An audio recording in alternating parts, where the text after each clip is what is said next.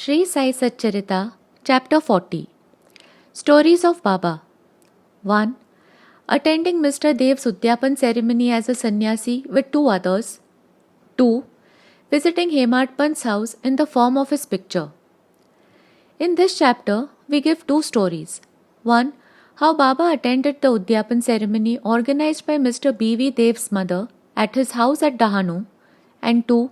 How Baba attended the Shimga dinner party in Hemadpant's house in Bandra. Preliminary.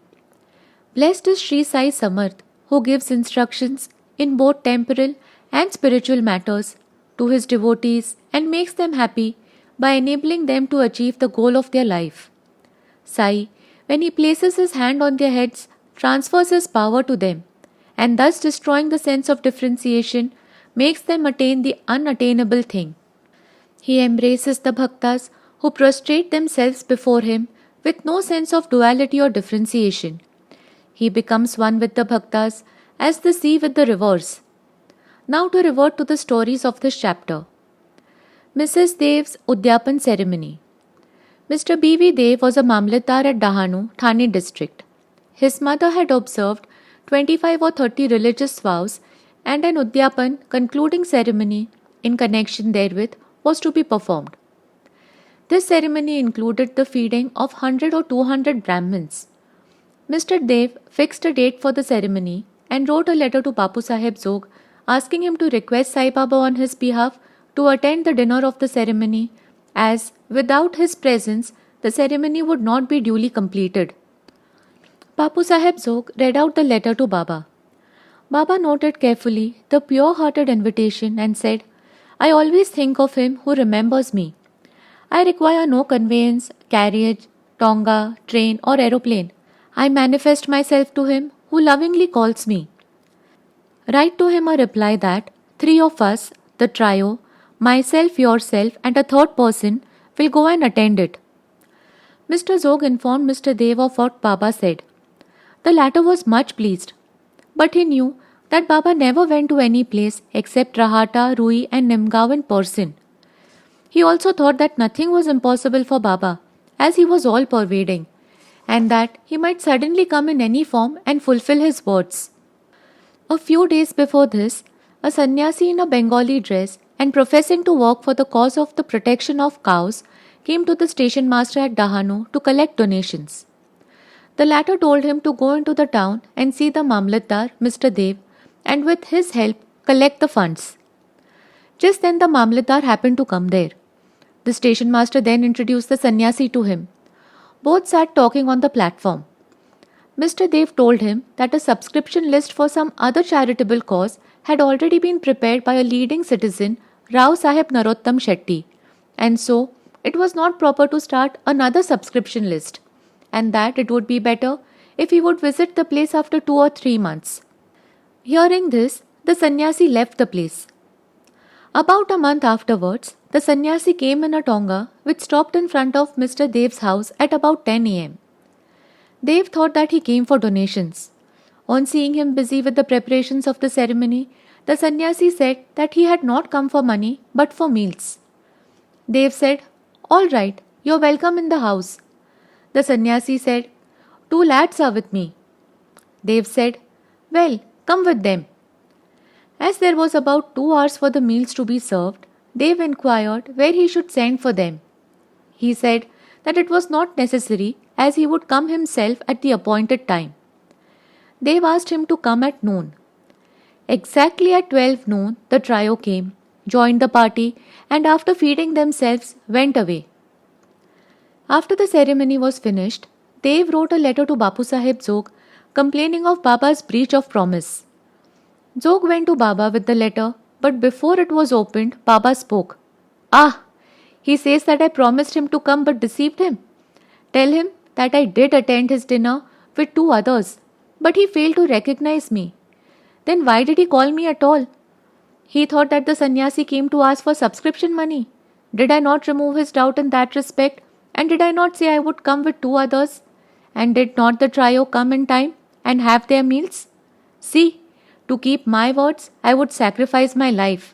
I would never be untrue to my words." This reply pleased Zog's heart, and he communicated the whole reply to Dev.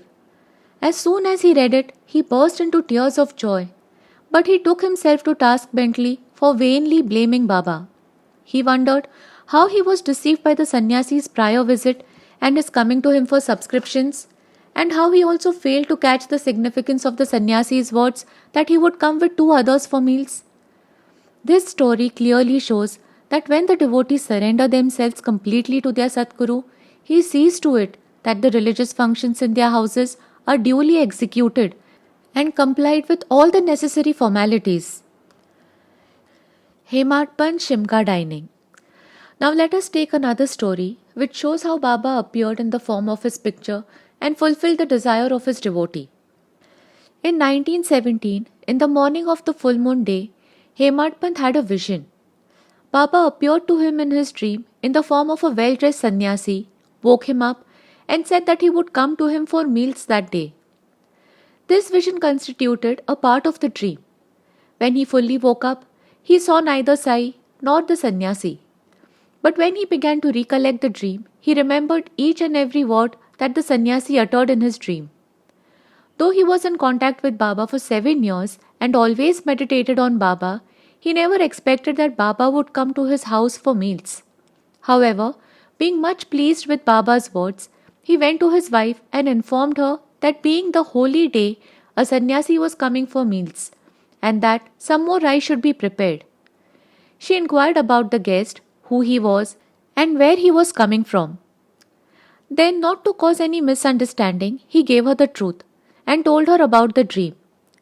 She doubtingly asked whether it was possible that Baba should come there to Bandra from Shirdi, leaving the dainty dishes there for accepting their coarse food. Hemadpant then reassured her that Baba may not come in person, but he might attend in the form of a guest, and that they would lose nothing if they cooked some more rice. After this, preparations for the dining went on, and it was ready at noon. The Holika worship was through, and the leaves were spread and arranged with rangoli around them. 2 rows were arranged with a central seat between them for the honorable guest. All the members of the family, the sons, grandsons, daughters, and son-in-law, etc., came and occupied their seats, and the serving of the various items commenced. While this was being done, everybody was watching for the guest, but none turned up, though it was past noon. Then the entrance was closed, the Anna Shuddhi, ghee was served.